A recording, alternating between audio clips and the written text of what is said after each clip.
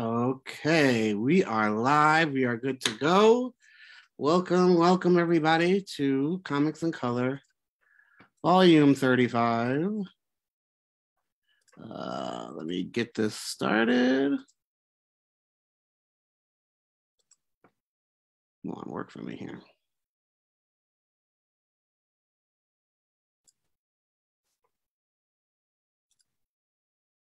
Okay, Comics in Color 35. We got the graphic up and everything. We are good to go. Welcome everybody. Thank you so much for joining us for Comics in Color, Volume 35. I'm really excited to talk to this artist today, Ingrid Pierre, about her work. I think it's going to be a really great session. It's our last one of the year, the December, and you see I've got my festive attire on, so I am ready for the season. So we're going to get started with a few news notes and get this going. Everything seems to be working correctly. So first thing I wanted to talk about was Mr. Ray Billingsley, who is the creator of the comic strip Curtis, which has been around forever. I grew up reading this book. He's one of the greats. He's been doing it for years and years and years, along with guys like Rob Armstrong, who does Jumpstart. Been doing it for a long time, and he just recently got the Rubens Award for Outstanding Cartoonist from the National Cartoonist Society, and he is the first Black cartoonist to ever get this award in the 75 years they've been giving it, and I think it's well deserved. And I can just say that this man, I have never met him before in my life.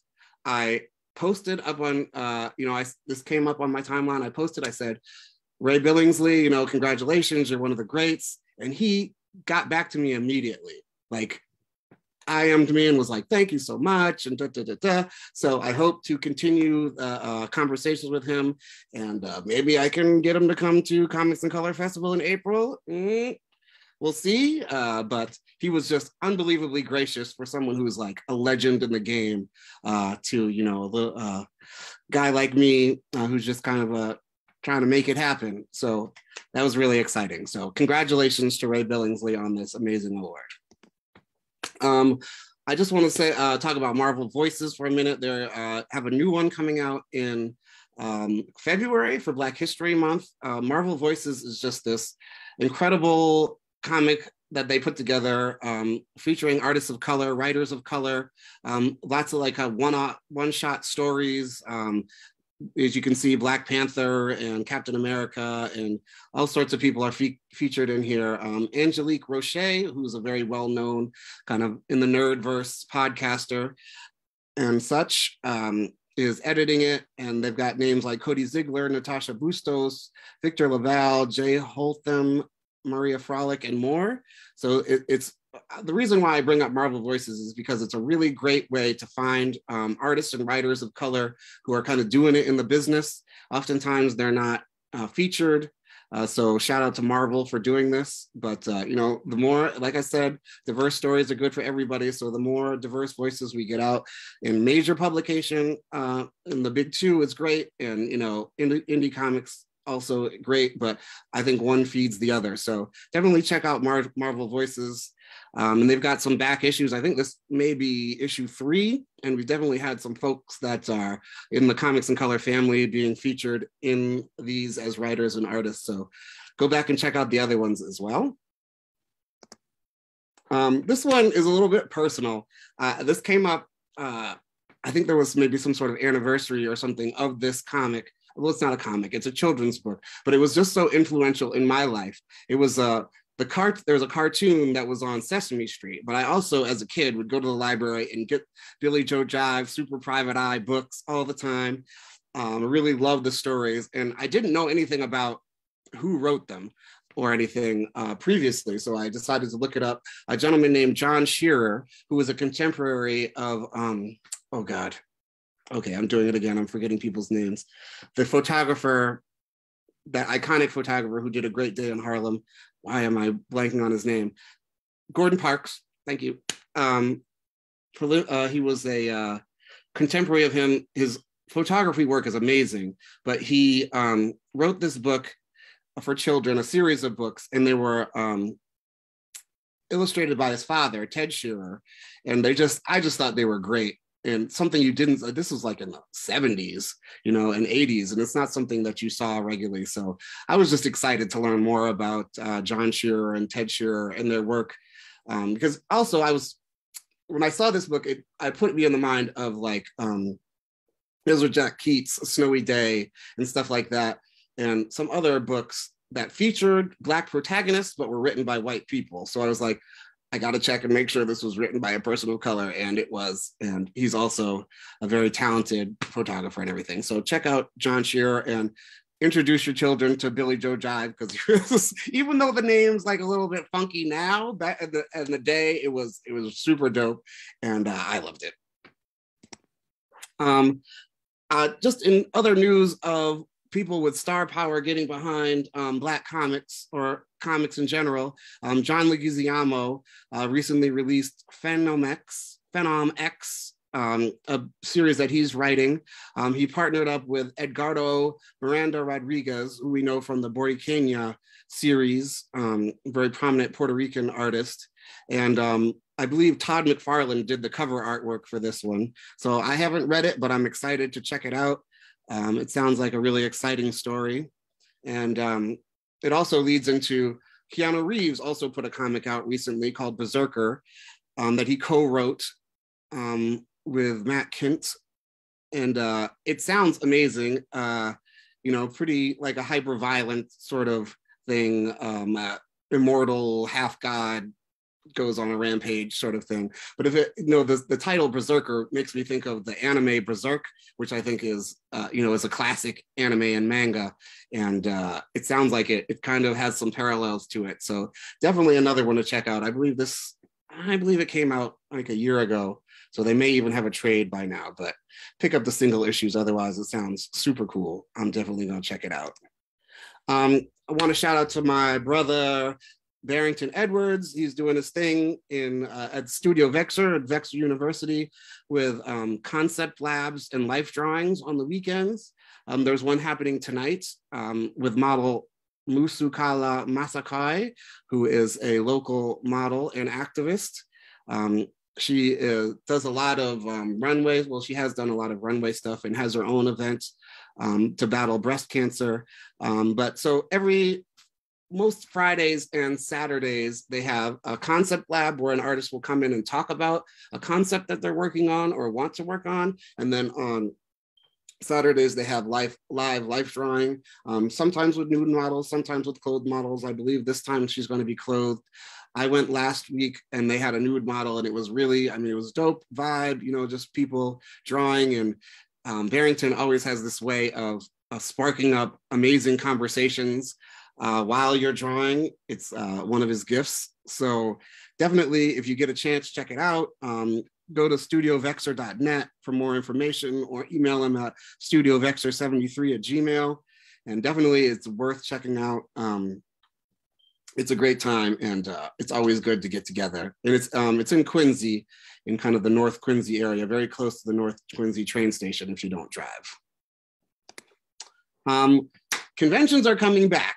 So I was doing a little research this week about some convention dates for 2022, because I want to go to a bunch of conventions. You know, it's still, you know, I think people feel different ways about going to conventions at this point, but I've been to a couple lately, and I'd like to do a few more as hopefully things, you know, start to clear up a little bit. And hopefully this Omicron variant, which sounds like a Transformer name, and I kind of love it, is, you know, surging in certain places. So we got to keep our eye on that. But, you know, there's some cons coming up. Black Comic Book Festival at the Schomburg in New York City is on January 13th through the 15th. This is one of my favorite festivals. It kind of was one of the sparks that sparked comics in color. So I love that fest. So if you can get down to New York, January 13th to 15th, definitely check it out. It's free. They usually have a pre-registration thing, but it's definitely worth checking out. Chemfest is in New York, New Jersey, April 30th to May 1st. I've gone to this one. It's pretty cool. It's, you know, Newark is a little bit different than New York, but it definitely has its own flavor and style, and is definitely worth checking out. Heroes Con, I forgot to note where exactly this one is. I think it's in Charlotte, North Carolina, someplace in June 24th to 26th. It is not one that I've been to, but it's one that I'd like to go to. So definitely check that out. East Coast Age of Black Comics, which gets the award for the longest name of a convention ever, also called ECBAC, they haven't put out an exact date, but they said spring 2022 is when it's going to be happening. I've been to this convention. It's one of the longest running Black comic conventions out there. I think they celebrated 20 years last year. So this is, a very well-established con in Philly. And Philly's got a pretty amazing comic scene. And I had a great time when I went there. So definitely want to go back whenever they give the dates. I will let you know, but it's one to check out. Blurred Con is happening in the DC area on July 8th through the 10th. They did have it last year. I know that a few people from here went. I didn't get a chance to go, but it seemed like it was pretty successful. And this Blurred Con specifically is, it's a con for everything, but it's known as like the Black Cosplay Con. So if you really love cosplay and you want to meet other Black cosplayers, Blurred Con is the place to go. Black Label Comic Con, happens in Philadelphia, July 30th through the 2022. I haven't been to that one, but it's put on by a guy whose name I am forgetting because I'm terrible with names, but he's another comic artist who I've met many times at many conventions. I don't know why I can't remember his name, but definitely one to check out. So they've already got a date.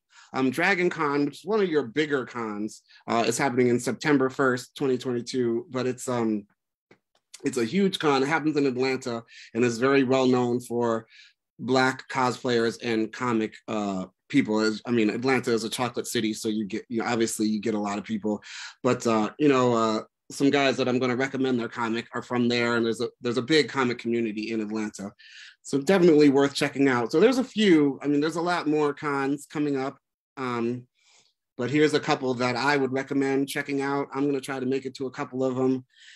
So check those out. Oop, okay. All right, and of course, Boston Comics and Color Festival, the premier comic festival for people of color in Boston, and the only, is so we're working on it, coming up April 23rd, 2022. I'm really excited to share the artwork with you. We've had an artist working on it, and she sent me some previews of what it's going to look like, and I think you all are going to love it. It's not quite done yet for me to share it, and I don't want to share unfinished artwork with respect to the artist, but it's looking super dope, and it's gonna be kind of a similar feel to this, but also different. So definitely stay tuned for that. That should be coming out, I would say, in the next week or so. She's been working very fast, so hopefully we can get that going, and then you'll start to see it everywhere, because I will inundate you with it. Okay, so that's it for the news. Let me get into some recommendations. So this could also be considered like the Comics and Color holiday buying guide if you've got people in your circles that are comics lovers. So I picked up a few new comics at some cons and stuff lately. White by Black Mass Studios is the follow-up to the Black series, which is created a world where only Black people have superpowers, and what would the world be like if that was the case. So this is a continuation of that series. Definitely recommend Black as well, but this is the new one. So I got it signed by Jamal. So check this one out. It's really good. I just recently picked up Saladin Ahmed's Abbott. As you can see, I'm still reading it. My bookmarkers in there. This is an amazing story. Set in the 70s, a Black woman reporter is investigating the supernatural death of her husband. And so she gets into all sorts of stuff. It gets supernatural, but it's also kind of, 70s style. She's kind of a badass Black woman doing her thing. So this is an amazing book, amazing story. Definitely check it out. And this is the trade. So this is a couple of issues put together. I personally like to get trades whenever possible. Um, this was a little comic I picked up at an event done by Rocky Cotard, who's a local guy. So this is the revolution that gave birth to Haiti. It's a little bit of a history comic that goes over, Haiti's start, beginnings and the revolution. And if you don't know, Haiti is the only nation that freed itself from imperial rule through a revolution. So definitely check this out. It's important history we should all know. Search for Sadika. This is a comic by the guys who brought you Tuskegee Heirs, or Greg Burnham, the writer of Tuskegee Heirs. It's got cover art by Marcus Williams, who's the artist on Tuskegee Heirs, but this has got a couple of different artists in it. But another, amazing kind of adventure fantasy story. Definitely check this one out. This one, Everborn, Ariel's Adventure, I picked up at New York Comic Con. This is by a gentleman who's part of the Black Sands Entertainment team.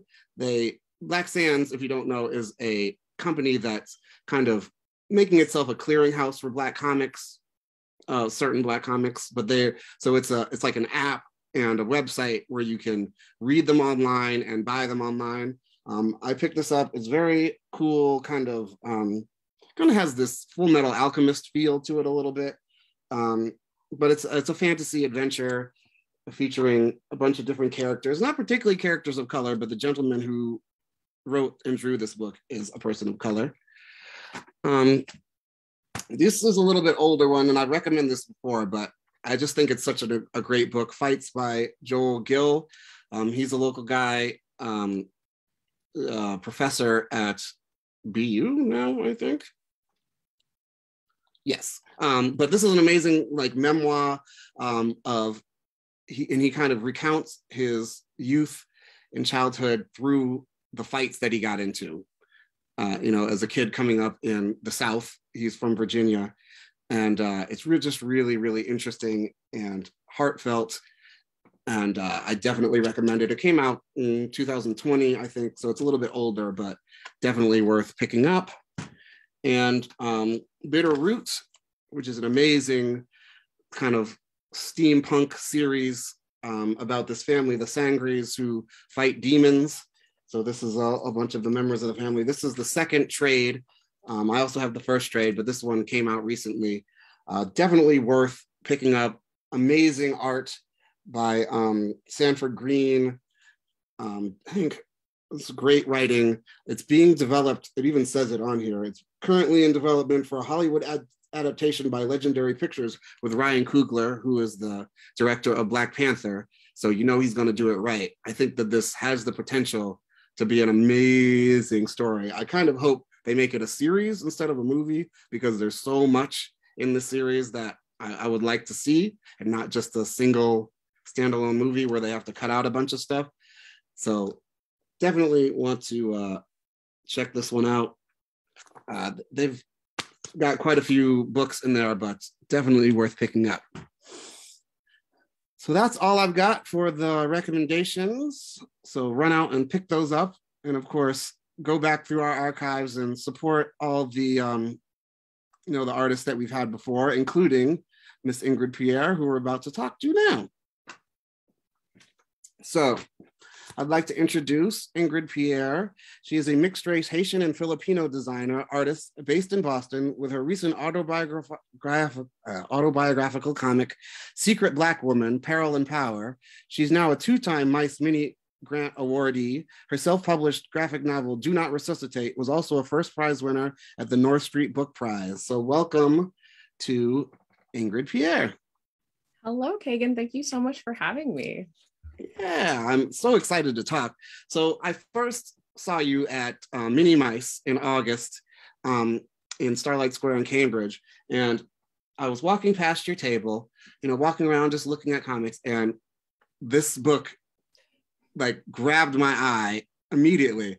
I'm like, Secret Black Woman, that is an amazing title. And then as I looked deeper into it about why you called it Secret Black Woman, I just thought he was even better. And really,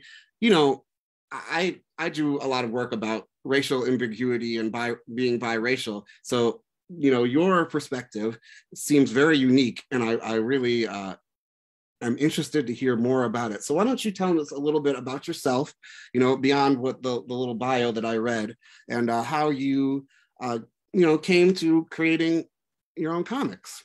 Yeah, absolutely. I think if we just start with the practice of drawing, I've been drawing ever since I was a little kid. My oldest brother was my inspiration. He drew all the time, less so now. And he got me into comics. We didn't have a ton of money growing up. And we grew up all over the United States, but we'd get comics from the public library or from like the church donation bin. So it was kind of like a hodgepodge of whatever we could get our hands on. But it was always part of our life. And I grew up drawing. Later, when I went to school, I studied, I got like a weird conceptual art degree, but I kept drawing as a practice. And I drew for this comedy publication, the Harvard Lampoon. So that's kind of where I first got my taste of like drawing comics written by other people, or illustrating other people's work. And legendary magazine, the Harvard Lampoon. It's it's a bunch of jokes written by college kids, but a lot of them end up writing for the New Yorker, and it's like it was a pretty fun and interesting group. And I really didn't know anything about comics, or that you could do it really professionally in so many different ways. It's not just like superheroes and that kind of thing. There was a lot of really fantastic people that I met as part of that. And so, yeah, that's kind of how I got my start. And then professionally, I'm a designer, which luckily affords me the ability to still pursue things that I love on the side, like making my own work. Yes. And did you grow up here in Boston? Oh, I grew up all over. So my brothers were born in Miami and in Spain, and I was born in the Philippines. Wow. And we just moved around a lot. So I've lived, Boston's the longest I've really lived anywhere, but I grew up in Miami, Georgia, Florida, California, Virginia, and now I've been here for like a dozen years. So wow. Yeah, I do think of myself as a Southerner at heart, but I don't really have that claim anymore. I've lived in Boston so long, I should probably say I'm from here. Yes, I think you're definitely a Bostonian at this point, which is wonderful. So, like I said, Secret Black Woman is an intensely personal story, right? And it's a series of comics, right? It's not like you didn't write it as a book called Secret Black Woman. You wrote a series of comics. So tell me how did you start doing that? Like, where did that start from? Yeah, it's a funny story, actually. I think being mixed, you get used to like telling your story all the time to people, because people are like, where are you from? You're like, it's a lot. It's a lot to give, a lot of information to convey. So I think that's part of it, is that there's always an element of storytelling that you have when you have like an identity that it's like not visible to other people. Racially ambiguous. Yeah. Extremely, or like racially specific. Like I think I read as Asian to, some people believe race is phenotype and genotype. I think you gotta name it, you gotta claim it. Also, that's part of it. Like most people don't know Enrique Iglesias half Filipino. Oh, see? Yeah. But in terms of why to do something so personal, I think I allude to this like with my upbringing, but you grow up in predominantly white spaces. You're not totally in control of how other people see you or read you or your background. And when I joined the workforce, right, like it's just sort of there in your place. So I'd come home after a long day of work. I'd be like, was that a microaggression? What happened to me?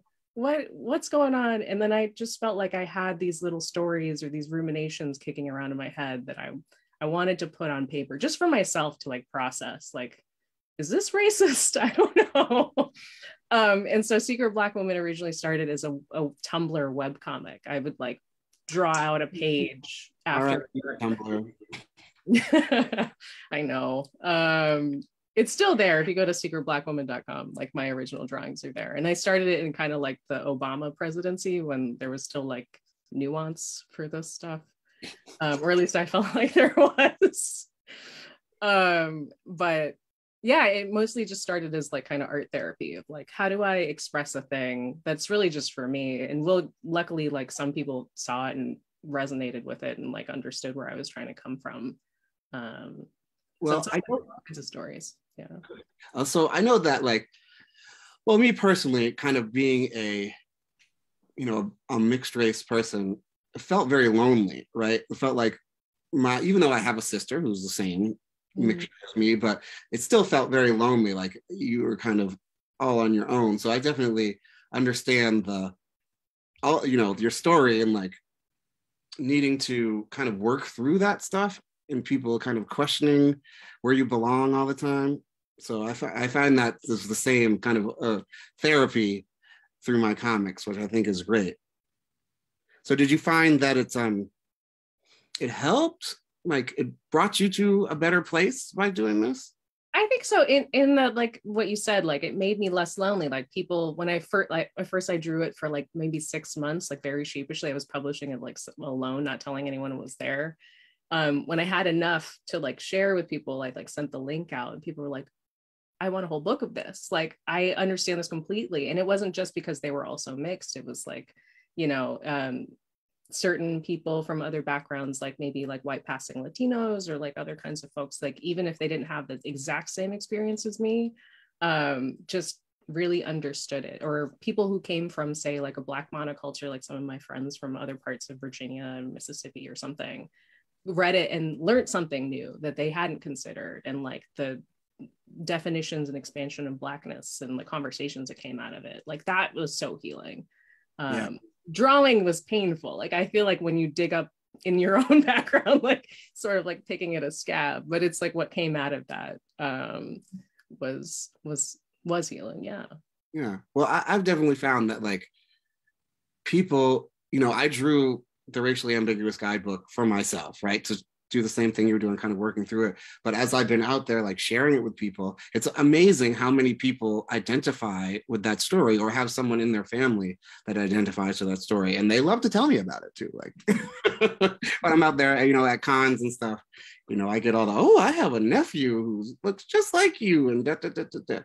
So kind of interesting in that way, that it's also like found a community of people who are kind of have that same story, which I think is a beautiful thing.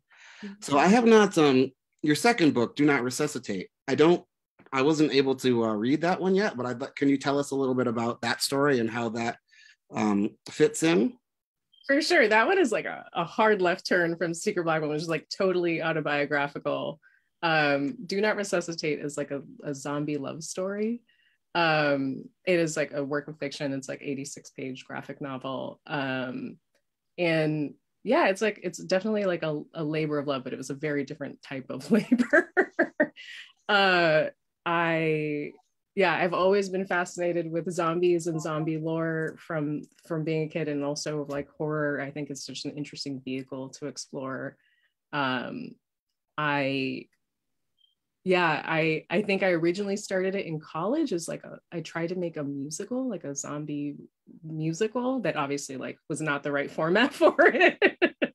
And then over time it became this like draft for what I wanted to do was just write something I hadn't seen, which was like a sort of soft feminine horror.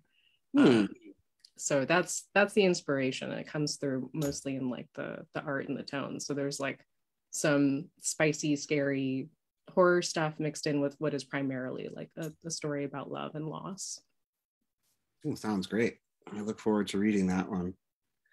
So a lot of what we talk about in Comics in Color is process, right? How do you create your comics? Like, so can you give us a little bit of a walkthrough of like from concept to publishing, how what your process is like?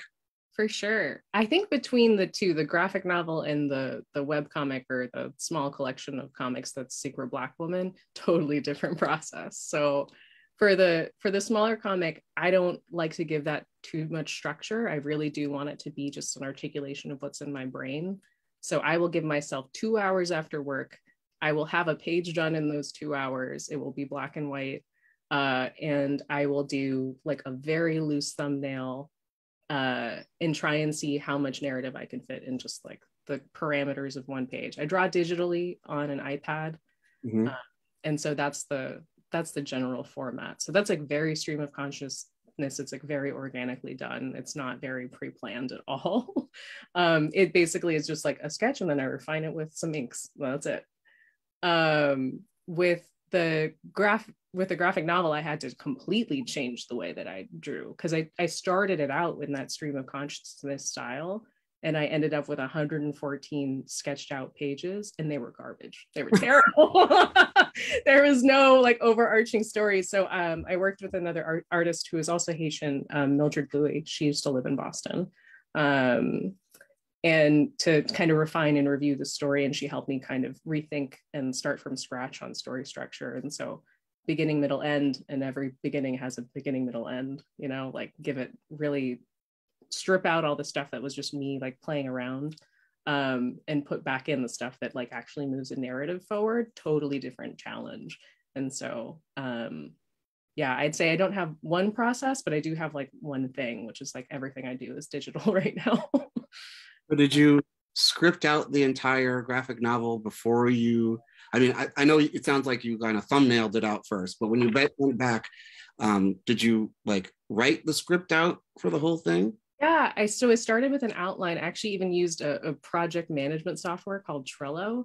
And so I had a kind of blocks and cards that outlined the story that I moved around, that I added stuff like kind of beats to, and tried to stick to a like kind of almost a screenwriting format, but it was very visual. So I attacked it like you might attack like software, because I am a designer, so like that's part of my background. But yeah, it was a lot more premeditated, and then making sure that I knew every beat. I could strip out the pages that just weren't serving me, and then not waste any time on them. So going from 114 pages to 86 definitely saved me some time, but I wish I had known that going in, that the writing is the hard part. It's not the drawing. Well, you know, it's all a learning process. So as long as you learn something. But so did you sketch the pages, like the page layouts, as you were drawing it, or did you sketch the panels and then lay it out? Because as a designer, I imagine you could do it either way. Yeah. I think it depended on the goal of that page. Like some things I could attack more organically, of say like, oh, I think I can capture this in one page versus like a full spread. But definitely, yeah, I would try to devote, okay, I think I need to tell this in a roughly like this many panels, write that out kind of script wise for myself before I started drawing, and then go into thumbnails and refine from the thumbnails into a kind of broader, more detailed image. I talk a lot about my process actually in, I have some YouTube videos on my channel, Ingrid does, that go pretty deep into how I made my first graphic novel, because it took so much research. I did not know what I was doing. I had to learn from other people who did. And there was so much online that I just wanted to like condense it into one place. So I have a video, I think it's called How I Made My Graphic Novel, part 1 and 2 online, that goes into more of like how I went from idea to a full book. But yeah, definitely share those videos like on the Comics in Color page, but tell people how they can find your YouTube page. It's not just your name, right? It's not my name. Yeah, it's Ingrid Does is the channel name, but I can pass a link along for that one. Yeah, definitely. I love that you did that. Like, you know, while you're going through this learning process, you kind of put it out there so people can also learn.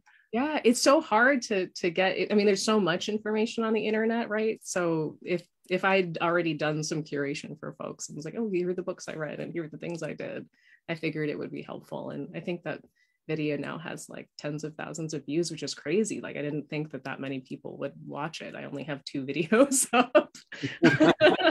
But apparently there's a lot of graphic novels in the works. So people I think we're in this kind of time where people are really into self-publishing and creating their own stuff more than ever.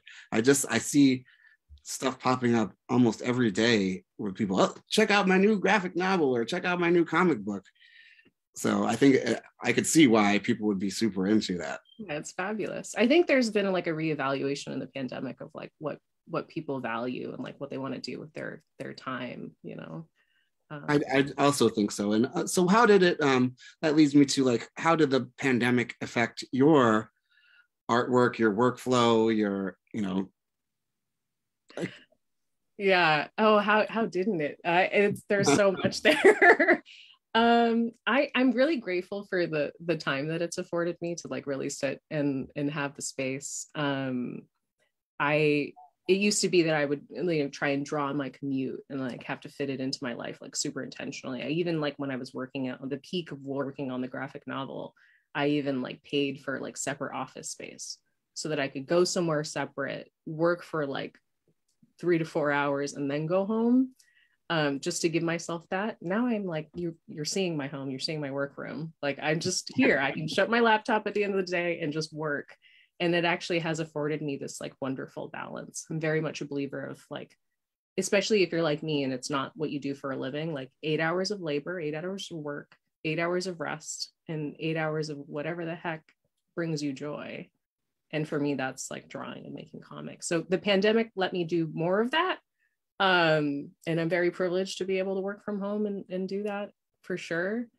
But I think largely it's just resetting on those priorities and in life, right? Life is short and really, really precious. So yeah, it's wild how the pandemic kind of shifted the way that we looked at things, right? And I think there's going to be some great things that come out of this, you know, in that kind of vein, along with the, you know, negative stuff that's come out of it. But so you found that the pandemic has been a great creative time for you. But that, let's say, I'll also say that it wasn't the greatest time to release my first book. So I had my book all ready to print. I was so ready to go to my first conventions, and then boom, it was March 2020.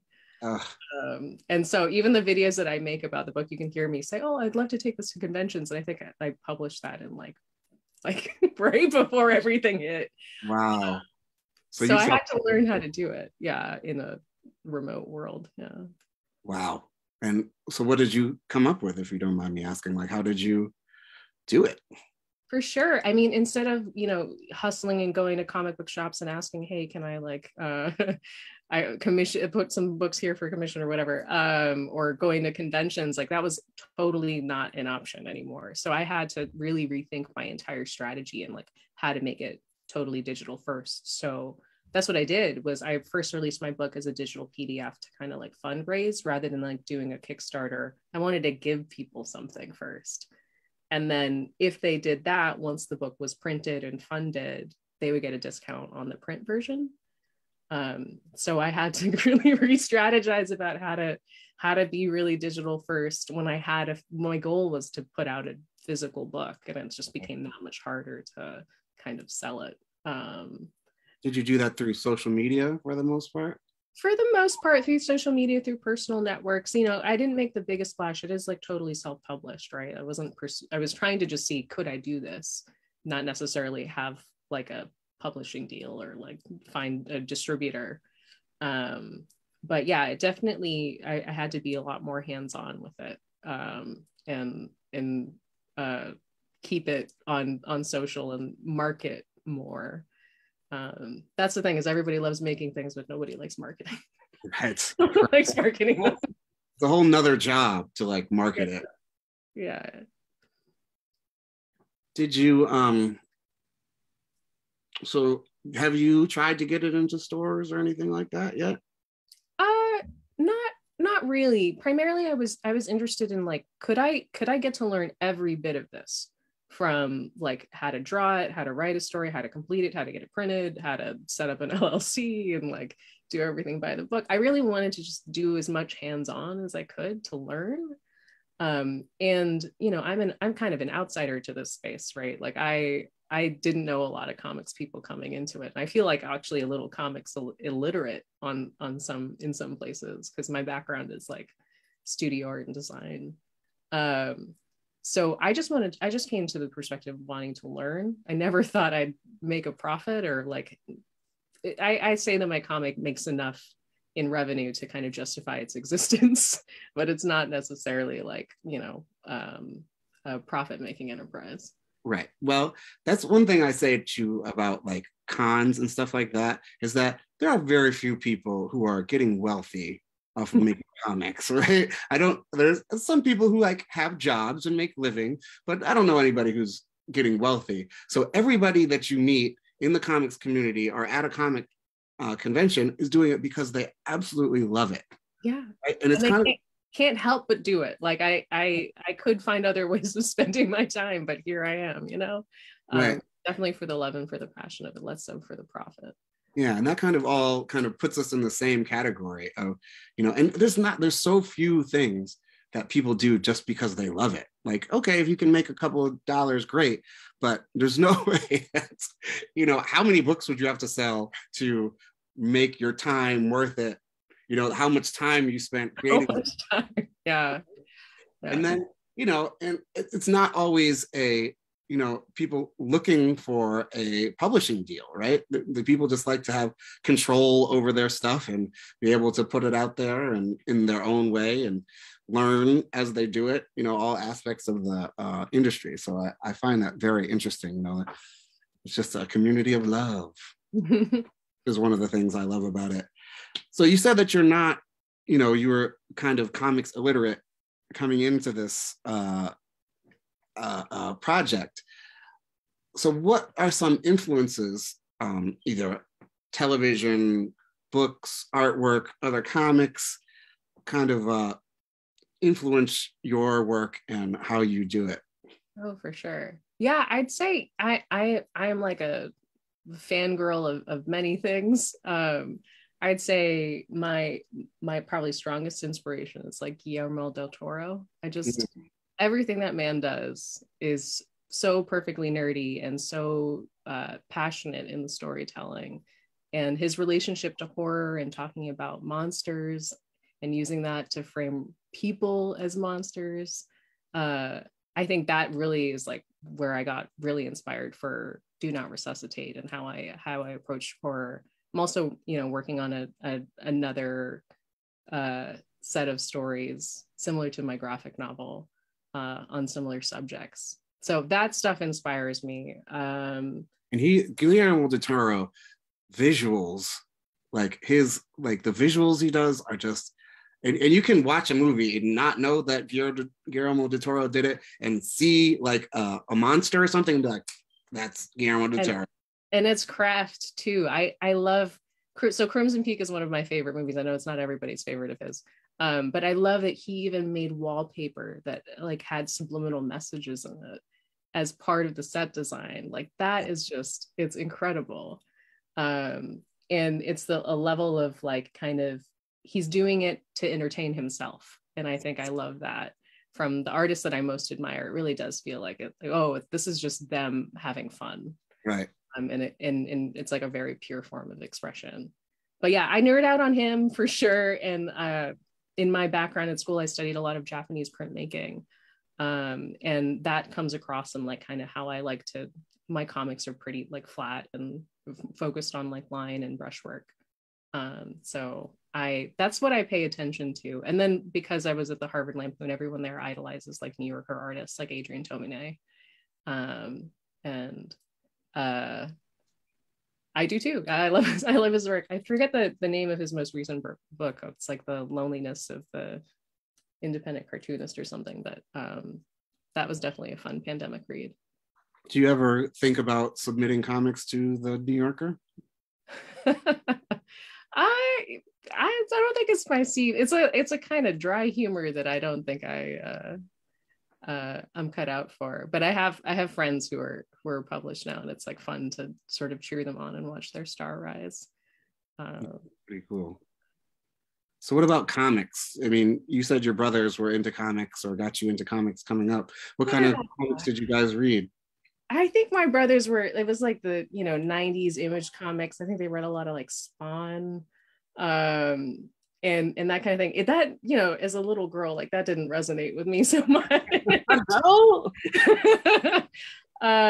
But but I appreciated it for like the skill and the talent, and like the artwork itself is exciting to look at. In terms of comics, I think like I look a lot at graphic novels and other graphic artists. I'm trying to think of the ones that I've read recently that I've most liked. I've read a lot of Junji Ito, just a lot of like Japanese horror manga lately. So that's what's on my brain, but there's something there. I think I'm drawn to all kinds of stories, not just horror, but those are the ones that come to mind for some reason when you ask me the question. Yeah, it was very interesting that you chose to do a horror comic. It's not what I would expect, you know what I mean? Like, but I love horror comics. I'm not like huge into horror movies, but for some reason, me either. I don't like it if it's just violence for violence sake. Like I let like a Guillermo del Toro style where it's like intentional. It's like it's bringing fear as part of an overall story arc and not just for shock, you know. Yeah, zombie stories are always some of my favorites. Like for some reason, I've got this huge affinity for zombies, and I don't exactly know why, but I really do. I love them, so I'm excited to read your book there. But so what like so Guillermo del Toro, but horror wise, what's like? Have you read any? You said the Japanese mangas. Yeah, Junji Ito, Love Sickness. I forget which one is getting turned into um an anime that I'm like really excited to look into, Uzumaki.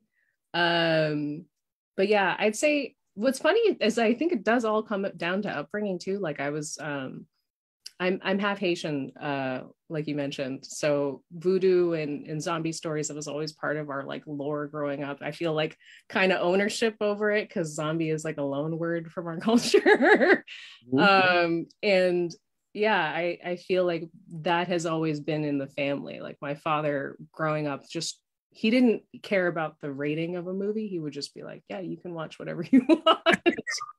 So me and my brothers, we would just get into whatever struck our fancy. And I think that like kind of it dovetails with like stories that my father would tell of like our great grandmother was like a voodoo priestess from Mambo, and like various things that we were tuned into as kids. Again, like feeling like zombies are part of our culture, even though they've like American zombies are like a totally different beast. But So you're pulling from both like the Haitian voodoo kind of culture as well as like the Asian, because Japanese horror is like something completely different. Like they really kind of see horror in like a different way, but they're also like Asian horror in general, like is they kind of have like this different take on it. So it's interesting that you're kind of mixing them together. And I'd say if you read my graphic novel, it's soft. Like it has moments of scariness, but it's predominantly a love story. It just uses like some of the beats and the themes of horror. Like, you know, it's basically a story about a girl whose boyfriend dies and comes back to life and comes to live with her, and they're just sort of like regrieving their relationship together. It's yeah, technically it's a zombie story, but it's really just about their relationship at the end of the day. Sounds very, very interesting. So are you working on anything new? Like what's the next project that you're working on? I am. Would this be a good time to screen share so I can Absolutely. Let me just make sure you have permissions. There you go. I'll make this quick, but yeah, I'm working currently on a sort of in between. It's short stories but still fiction, collection of what I'm calling feminist horror. So the working title is Mother F and Other Grim Tales, and it's stories collected from my time interviewing, I want to say like hundreds of women about their pregnancies and motherhood and parenting, and using their real stories to kind of create basically like short narratives of horror, but obviously not drawn in the kind of traditional red and black like spooky style, right. But in kind of my way. So little more narratives about monsters, and and the like coming from me. So that's what's next up. And Secret Black Woman will always be there. I always get there somehow. Is there going to be more Secret Black Woman? I think so. Yeah, it's a slow burn for me. I started it in like 2015, 2016, I want to say. It keeps popping up. There's always stories that come up. There's always wounds to heal, you know. So I really enjoy your kind of flat illustrative style. What made you choose to do, because comics oftentimes have the really bright colors, right? And eye-catching colors and heavy shading and stuff like that. But you chose to do kind of a flat coloring, and you use very kind of like subtle colors and monochromatic palettes on pages and stuff like that. How did you come to that sort of style? Yeah, it's somewhat intentional, and it's somewhat a reflection of ability. I never was the kind of artist. I had a painting professor. I always remember her criticism of me was so cruel. She said, and it was a little homophobic, she said, "You paint like a gay man painting seashells by the beach." In that, like, I always had a very gentle touch to everything. It was very washy, very watercolor style, and she was like this like harsh Detroit painter who painted on like 10-foot scale paintings. And I think I've just always been that. I have like kind of gentle, like I prefer working with like very thin line brushes, and when I am working in traditional medium and working really thin, and the artists that I admire, like I like Henry Whistler, who's all very soft washy type of artist, and all of the Japanese printmakers, I think you see that it's like flat color impressions and thin line work. I've always found that really inspiring, and trying to replicate that on an iPad is also easier because I don't have to worry so much about shadows and tones, right. Especially as it's all me doing all the artwork. It can be save me some steps if I'm not trying to do, say, like a Mike Mignola, like super deep, right, rendered black and white. Now that you say it, I totally see the Japanese like wood print kind of influence on your artwork. Yeah, it's very intentional, but also it's the reflection of skill and time. It does cut some corners. So you work in an all digital process, right? But you also paint, right? I would imagine like in traditional artwork. So do you find that your painting work influences or, bring that into your digital work? Or do you find them separate? They're a little separate to me. I'm trying to think of the last thing I painted was a skateboard. But I think it's still the same hand, right? It's still about pressure and color, but I think with painting, I have a little bit more freedom to use my eyeballs, whereas like when you're in digital software, sometimes you just have a palette and you're just picking from that all the time. Whereas paint is so much more mushy, and you can get tones and things and layers that you can't quite get with digital. But the idea of making a comic in the same way that I make a painting is just, it sounds like I'll never make another comic for 15 years. Right, it would take a really long time. Although some people do that. I mean, some people are that have that kind of skill. But yeah, I do have a day job, so I have to be really careful with my time if I'm gonna produce work on any sense of scale. Yeah, and where did you say you went to college? Or I might have said that already. I went to Harvard. So I came up for school in Boston and then just never left. I'm in Rossi right now. I live in Roslindale. Gotcha. And did, like, when you were in the art department at Harvard, which I can imagine is a little, I mean, from outside looking in, Harvard seems like, she, but did they, when you were like, I'm a painter, but I'm going to do comics, were they like, oh, that's a great idea? Or are they like, you're crazy, comics are trash? Oh man, it wasn't so much that I had a lot of work even at the time that was like about my identity. So I had like a weird art degree. I also made like conceptual sculpture and like weird other stuff. But I think the harshest and like probably most unfair piece of feedback I ever got when I was at school there was an Asian professor who told me I couldn't make art about my identity because my name sounded too white. And I was like, well, actually, I've never met any Ingrids who weren't Black. And Pierre is my Haitian name. So I was like, I think actually what I need to do is keep making art about my identity, because it's clear that story isn't coming through the way that I want to. Right. So it was a great place because they gave a lot of resources. Oh, I'm sure. You know, my mom was a little disappointed with my choices, let's say. To go to that school and not do something, I don't know, like quote unquote. Oh, you mean you went to Harvard and then I got an art degree? Like, oh God. Oh, yeah.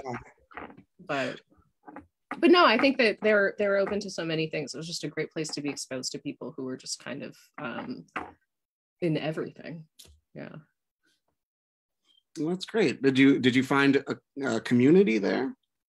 I did, but definitely through the artists at the Lampoon. And then, you know, everyone looks back at their time at school and kind of wishes they used it differently, whether they wanted to change their major or do something else. I do kind of wish that I had been a little bit more intentional and like sought out like the teachers and the professors and the artists that had come through, that I probably in retrospect was like, dang, that person was amazing. Why didn't I go there? Why did I take this silly required course?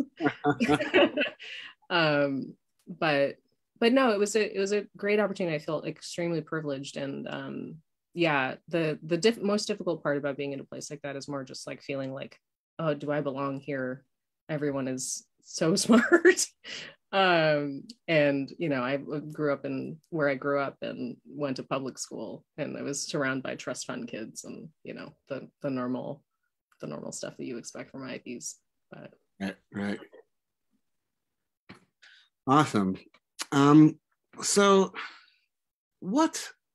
here, like a standard question of like, how can we as artists and as consumers make sure that there's diverse storytellers? Like, how can we make sure that there's diverse voices represented in the comics and the general literary community? What can we do as artists?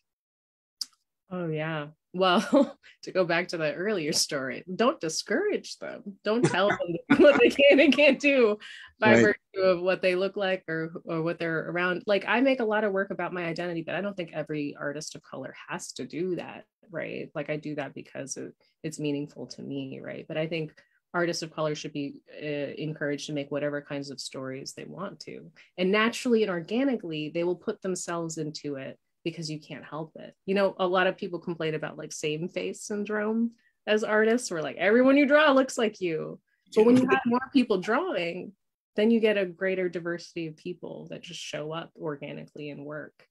So yeah, like not discouraging it. I think coming from an immigrant background, again, talking about my parents being disappointed in me for my choice of major, it's easy to fall into the trap of like what is considered like a good, productive, successful career, and you'll tamp down on like expression and creativity. Like, I'm in a creative career that is like happily pays me well, and it supports my other passions and interests. And had I listened to a lot of the feedback I got growing up of like, hey, you should be a doctor or a lawyer or whatever, I would never be in the position that I'm in, and never get to share some of these stories with you guys, or even with myself. Like, I'd never get to tap into what I was able to with Secret Black Woman if I listened, like they said, to the haters.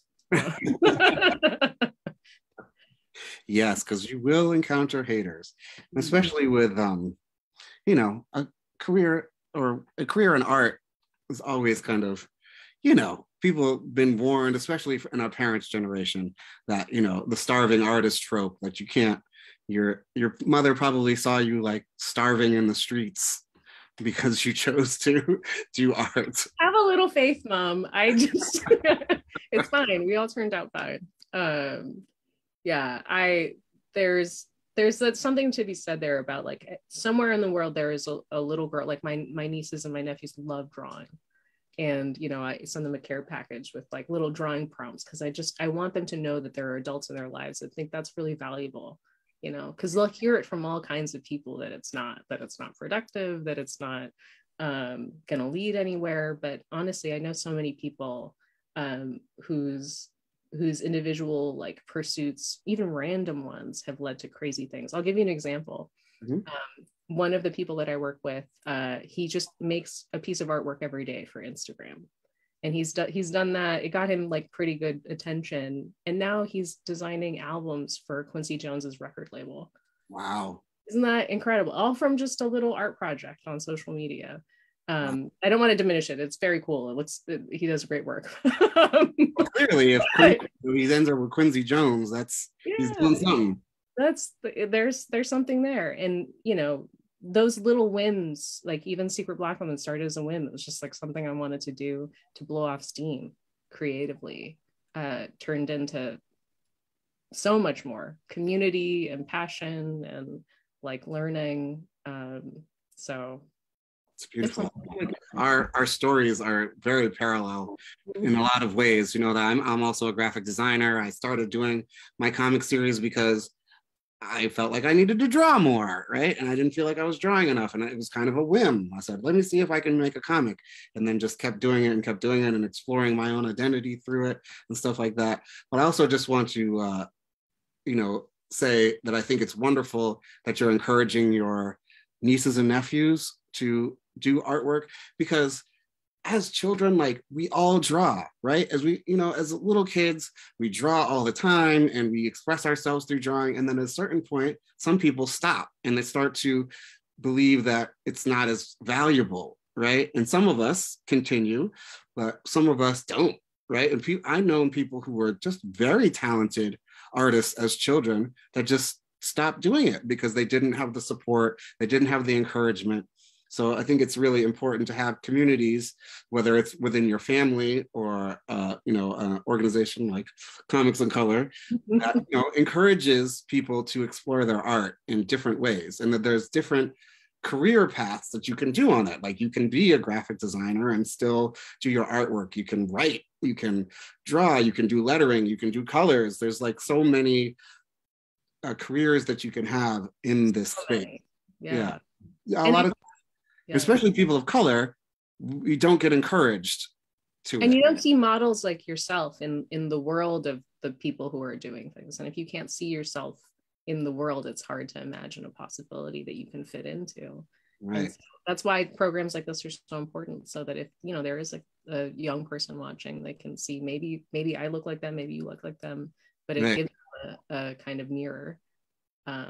There's a Picasso quote that is like coming to mind that is like, I'm going to butcher and paraphrase, that's like, it's not about children becoming artists but staying artists. Right. That's it. The challenge, because we're all kind of artists in the beginning. And just some of us keep it and some of us don't. But I'd like to see more people doing art all the time, even if they are, they make gears or they are a lawyer or, are selling stocks, but they still, find time for creative stuff, because I think it's important for everybody. And I think that's the dream. I think all the time about my sister telling me that, like, when my niece is happiest is when she's just sort of heavy breathing over a piece of paper.